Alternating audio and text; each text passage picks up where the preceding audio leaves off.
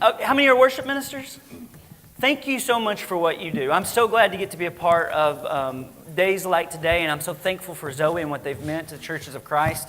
Everybody else who's not worship ministers, be nice to your worship minister, because this is a hard and significant calling that they have in leading the church and helping serve the church in this really important way. So many years ago when I was in college, I went and worked with my buddy Michael Peters, who's right over here. He's a preacher in Nashville. He planted a church in the Woodbine family area of Nashville. And it was working with inner city kids when I met him. We worked with this camp, and one day we were having a devotional, and Michael was taking prayer requests, and this young girl named Rita raised her hand and said, "Yes, I have a prayer request. It's actually a confession. I'd like to confess that Tabitha has been smoking cigarettes again." And Michael was like, "Rita, you got to confess your own sins. We've been over this." And I remember that story very clearly, because after about 13 years in ministry, I've started to think, I think Rita's way works the best. Right? I actually think that's the way we prefer doing it, right? Because we are not very good at sharing where we've failed. But do you realize by your very presence here today, you are saying you've come to the end of your rope? Being a sinner doesn't exclude you from following Jesus. It's actually a prerequisite for following Jesus. Remember in Acts 2 how it said there were no needy people among them? I heard Richard Beck say, that was true back then because people shared. It's true today in our churches because people lie. Because we just pretend like we've got all our stuff together. Church is filled with fine people. So it's tough to do a talk called The Worst Thing You've Ever Done without being a bit self-reflective. When I started writing this, I tried thinking okay, what's some of the things that I've done that I regret? And it wasn't any time before I had a page down. Was it that time that I bullied that young kid when I was in school? Was it the time that I got in a fist fight at my sister's church during communion? Was it the time that I mooned the other homeschool high school basketball team? Sorry, Mom and Dad, you're just finding out about that one. Or the time that I gave Leslie, my wife, the silent treatment for days, and I framed it like I was the victim. And then all of a sudden, I stumbled upon it. And I knew I'd stumbled upon it because I couldn't even write it down. There's no way I could say it in front of people because there's not enough spin or humor I could put on it. It was just too filled with shame. And that's precisely the point of this little talk. Because I want you to go to that place in your head. You don't have to tell anybody else what it is. But I want you to think about what the worst thing you've done is. I bet for some of you it comes right to mind. And don't worry, not going to have a testimony afterwards. Don't go up to other people and say, so what was your thing? Let this be yours. But for a second, I want you to go there. I want you to remember what that is. Because I'd like to ask you this question. Is there anything in the world that could get you to come clean with that? Is there enough fame or money in the world that could get you to own up to that? Because while certain episodes of the Jerry Springer Show may, insinuate otherwise, I don't think there's enough money or fame in the world that could get most of us to reveal our deepest shame. I think the reason we pursue things like money and fame is to cover over this basic thing that we all know deep down inside, that we, at our very core, have failed. That we're not the people that we want to be.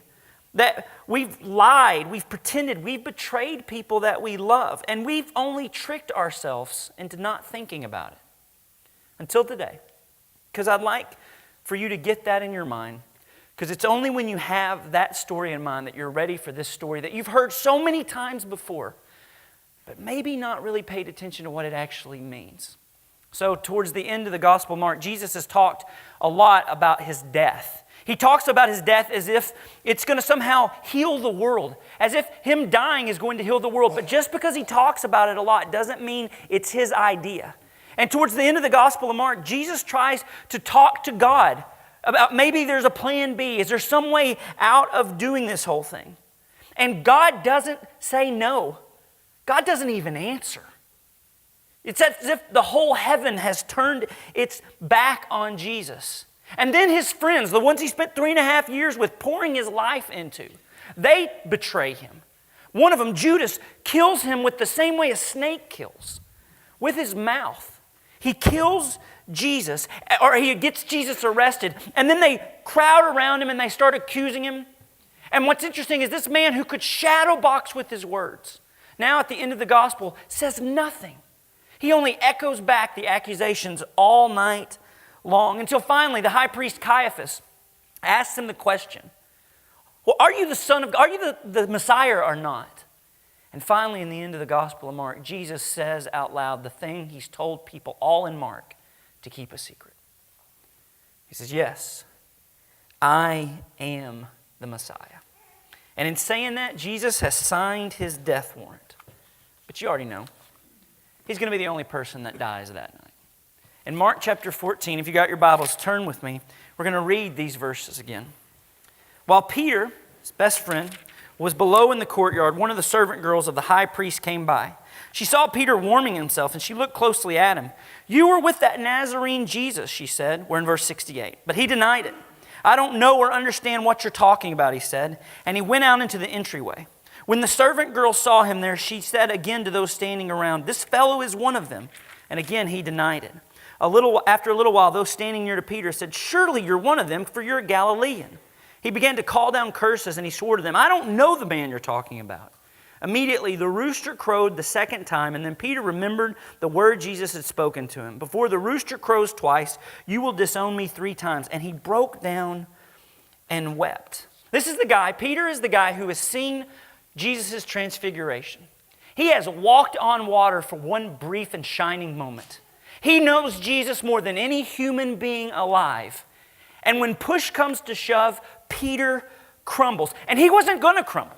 I mean, he pulls out a sword on Rome, and you don't do that to the biggest empire of the day unless you're ready to die. But it wasn't that Peter wasn't ready to die, it's that Peter wasn't ready to lay down his life. Peter was willing to die as long as he could take a couple of the bad guys with him. But he doesn't want to die the way Jesus is talking him into. And now Jesus is betrayed not just by his enemies, but by his best friends. And there's something so incredibly lonely about this story. Peter doesn't just betray him like, yeah, you know, I hung with him for a while and then he started talking crazy, so I walked away. He pretends like he doesn't even know him. He pretends like he never even met him. This is absolute betrayal. He lets his best friend die all alone. Band of brothers, this is not. But in Mark chapter 14, there's this little verse that I think is fascinating. It's this incidental verse that we've kind of skipped over. In Mark chapter 14, starting in verse 51, it says as they're arresting Jesus, a young man wearing nothing but a linen garment was following Jesus. When they seized him, he fled naked, leaving his garment behind. What a strange verse, right? I mean, it's this sad, sad story, and all of a sudden there's a streaker. Ray Stevens is written right into the middle of this whole thing. Like, what is this about? You know, a lot of scholars actually think this is Mark, that Mark has written himself into the story. This little verse is brilliant to me because I have this idea that what is happening is that Mark is echoing back to the original problem. See, this is a garden, and there's somebody who's running away naked and ashamed and afraid. As if somehow what Jesus is dealing with is the real problem that we are all dealing with. And Mark writes himself into the story, which brings up the question, why would you do that? This does not look good for Mark. Why would Mark put himself in such an embarrassing place in this story? What would give him the idea that this kind of admission of failure is okay? Mark is fast becoming one of my favorite gospels. It's so stripped down and raw. It's the first gospel ever written. And before Matthew and Luke, they're going to come along and they're going to clean it up a little bit. They're going to pull their punches. But Mark doesn't. Mark lets us know these people were really, really dumb that Jesus was working with. Like he doesn't pull any punches.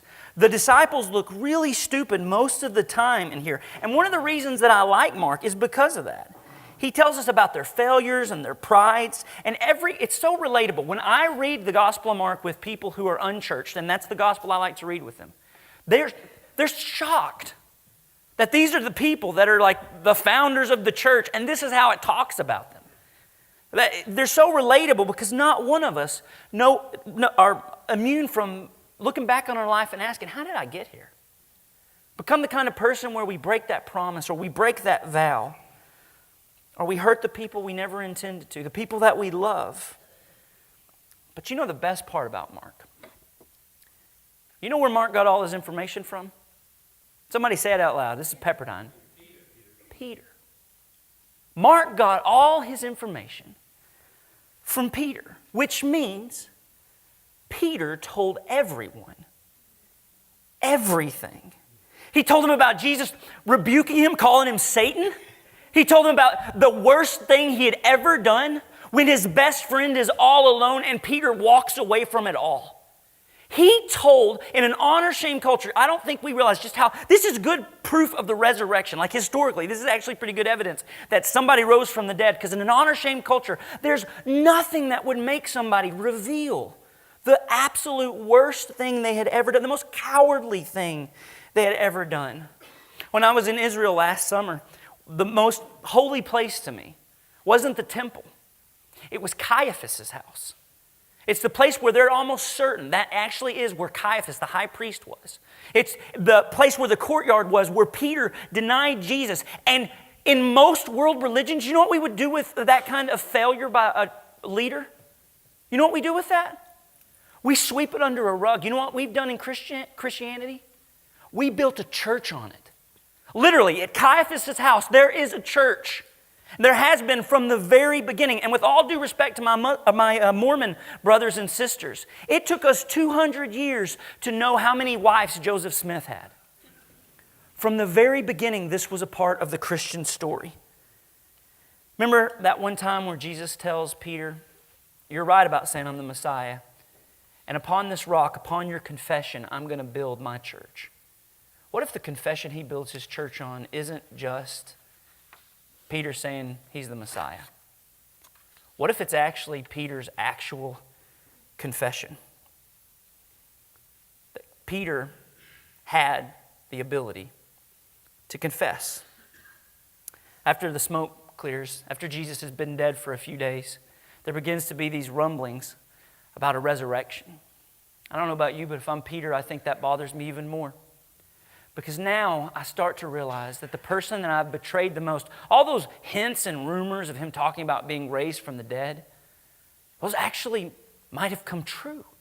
And the person I betrayed, the person I stabbed in the back, I might have to actually look them in the eyes again if they'll ever see me again. Maybe that's why Mark ends the way Mark does. Because the resurrection is just this little snippet in the Gospel of Mark. But the angels, the two men dressed in white, if you could put that up, this is the one thing they say in Mark 16. Go tell, after he's not here, he has been risen, but go tell his disciples and Peter. The resurrection of Jesus is for all of us. It is for the Mother Teresas and the Hitlers. It is for John the Baptist and Judas. It is for you, me, and Peter. In his book, Deep and Wide, Andy Stanley, the pastor of the largest church in America, talks very candidly about seeing his father, Charles Stanley, being betrayed by church leaders and how Andy had to go through all this therapy because of the way religious people hurt him growing up. And at one point, as he was unpacking this with his counselor, who was a Christian, he's just so angry, and the counselor says, you know, Andy, if those people were spending time with Jesus, you remember how Jesus dealt with all the people who betrayed him? He was like, yeah. He said, what would happen if those people who betrayed Jesus, like Peter, what if Peter would have done that to you? And Andy Stanley said he knew what he was supposed to say, but without missing a beat, it kind of slipped out. He said, he'd be gone. You don't do that kind of thing and get by with it. He'd be out. It'd be over. And then the counselor tenderly asked, and how did Jesus respond? And Andy said, he put him in charge of the whole enterprise. What kind of movement is this? Barbara Brown Taylor is an Episcopal priest, and she said one of the reasons that she struggles with full-time church work is because one thing that always troubled me was the way people disappeared from church when their lives were breaking down. Separation and divorce were the most common explanations for long absences, but so were depression and alcoholism, job loss, and mortal illness. One new widow told me that she could not come to church because she started crying the moment she sat down in a pew. A young man freshly diagnosed with AIDS said he stayed away because he was too frightened to answer questions and too angry to sing hymns. I understood their reasoning, but I was sorry that the church did not strike these wounded souls as a place they could bring the dark fruits of their equally dark nights. And I would like to say, here's what the gospel says. That's not the church Jesus started. The church is not full of fine people, because the church that Jesus started wasn't started by avoiding our failures. It was started on top of them from the very beginning. And I don't know how you've been treated by people you've hurt and you've let down, but you've hurt and you've let down. I've hurt and let down. And the temptation is to pretend like that part of us is not true, that we're all squeaky clean saints. I don't know how you've been treated by those people you've hurt and let down, but my hunch is some of them have kicked you off their team. My hunch is that some of you have kicked you out of their club, maybe out of their family, maybe even out of their church. But not Jesus. Because that's not the way Jesus works. Even when his friends let him down. Especially when his friends let him down. Historically speaking, nobody's challenging the fact that Peter is the first great leader of the church. Historically speaking, nobody's pushing back on the fact that Peter was the greatest or the great leader that emerged from that first century. And nobody's challenging Peter's story about this sinful betrayal. But the thing is, nobody knows why in the world somebody would turn around their life so quickly, being so honest with something so horrible, unless God has raised Jesus from the dead. And our shame is not define us. The worst thing we've ever done doesn't get to name us. This is what gospel means. And so I'd like to invite you to bow your head and go to that place. The place where you go to when you think of the worst things you've done. And may we sit quietly there for just a moment. Because I have a hunch we'll find a resurrected Jesus waiting for us.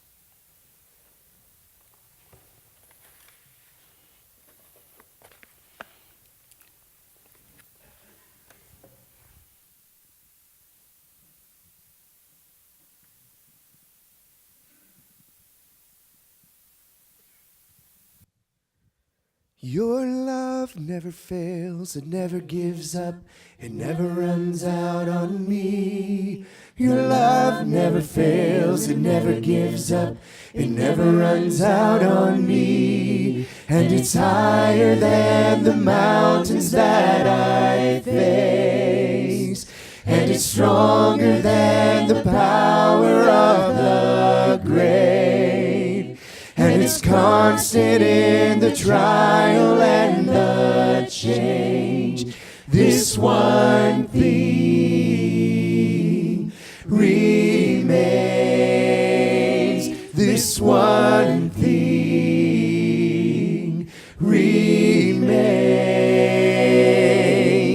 Your love never fails, it never gives up, it never runs out on me. Your love never fails, it never gives up, it never runs out on me. Your love never fails, it never gives up, it never runs out on me. Your love,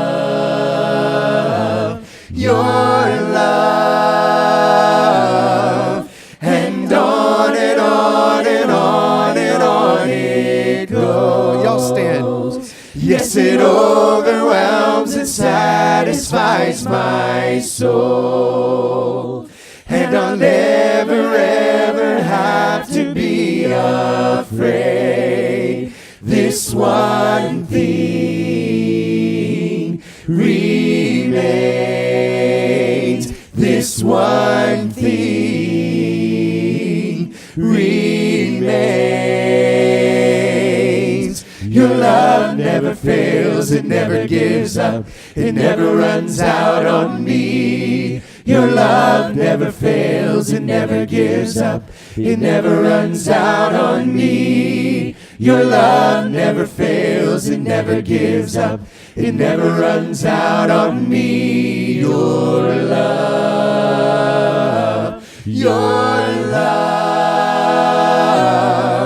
in death, in life, I'm confident and covered by the power of your great love.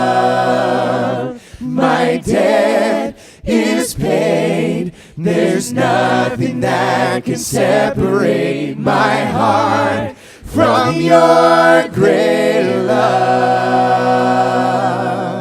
Your love never fails, it never gives up, it never runs out on me. Your love never fails, it never gives up, it never runs out on me. Your love never fails, it never gives up, it never runs out on me. This one thing remains. This one thing remains. May you be blessed today in the love of Jesus. Thanks for being here.